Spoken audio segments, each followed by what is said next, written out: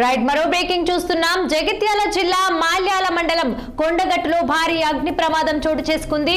విద్యుత్ short circuit కారణంగా మంటలు చెలరేగి సుమారు 30 బొమ్మల దుకాణాలు దగ్ధమయ్యాయి. కోటి రూపాయల మేర ఆస్తి నష్టం జరిగినట్లు తెలుస్తోంది. ఎప్పటిలాగే శనివారం రాత్రి కూడా తమ దుకాణాలు మూసివేసి వ్యాపారులు నిద్రపోయారు. అంతా గాఢ నిద్రలో ఉండగా అర్ధరాత్రి ఒక్కసారిగా మంటలు చెలరేగాయి. క్షణాల్లోనే షాపులకు వ్యాపించాయి. ప్లాస్టిక్ బొమ్మలు కావటంతో అగ్నికిలలు భారీగా ఎగిసిపడ్డాయి. ప్రమాదాన్ని గమనించిన స్థానికులు వెంటనే పోలీసులు, ఫైర్ సిబ్బందికి సమాచారం ఇచ్చారు.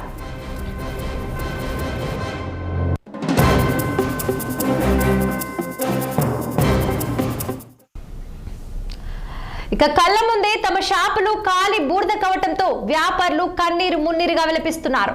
కట్టుబట్టలతో రోడ్డున పడ్డామని వారు ఆవేదన వ్యక్తం చేశారు. ఆస్తి నష్టం భారీగా వాటిల్లిందని ప్రభుత్వం తమను ఆదుకోవాలని విజ్ఞప్తి చేశారు. అయితే ఘటనలో ఎలాంటి ప్రాణ నష్టం జరగలేదు. అటు అగ్ని ప్రమాదంపై మంత్రి పొన్నం ప్రభాకర్ తీవ్ర విచారం వ్యక్తం చేశారు. ఘటనపై జగిత్యాల జిల్లా కలెక్టర్ తో మంత్రి పొన్నం ప్రభాకర్ ఫోన్ లో మాట్లాడి వివరాలు తెలుసుకున్నారు. ప్రమాదం జరిగిన ప్రాంతంలో పర్యటించాలని ఆదేశించారు. బాధితులకు ప్రభుత్వం అండగా ఉంటుందని మంత్రి పొన్నం ప్రభాకర్ హామీ ఇచ్చారు.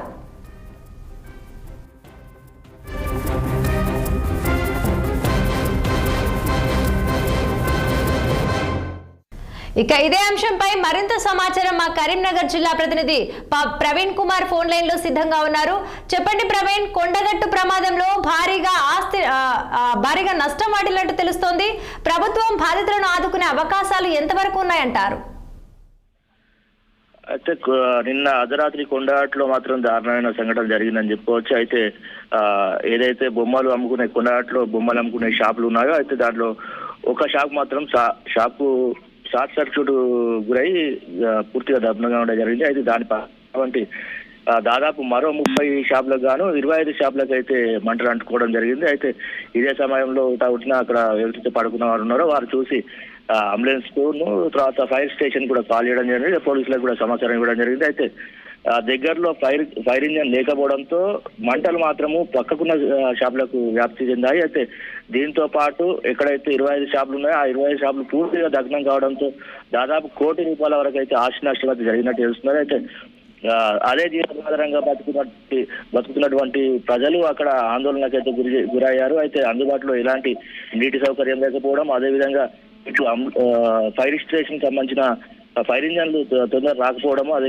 కరీంనగర్ నుండి దాదాపు 50 కిలోమీటర్ డిస్టెన్స్ ఉంటుంది. జగిత్యాల నుంచి 18 కిలోమీటర్ డిస్టెన్స్ ఉంటుంది. అయితే ధర్మపురి నుంచి కూడా అందుబాటులో రాని పరిస్థితి అయితే దూర డిస్టెన్స్ ఉండడం వల్ల అంబులెన్స్ కానీ ఇటు ఫైర్ ఇంజన్ కానీ సరైన సమయం రాస్తే కొందరికి మాత్రం గాయాలు స్వల్పంగా గాయాలు జరిగాయి. అయితే ప్రాణ నష్టం అయితే జరగలేదు. అయితే ఆస్తి నష్టం చూసుకున్నట్టయితే కోటి రూపాయల వరకు అయితే ఆస్తి నష్టం జరిగినట్టయితే తెలుస్తున్నది. Right, thanks for the updates, Praveen.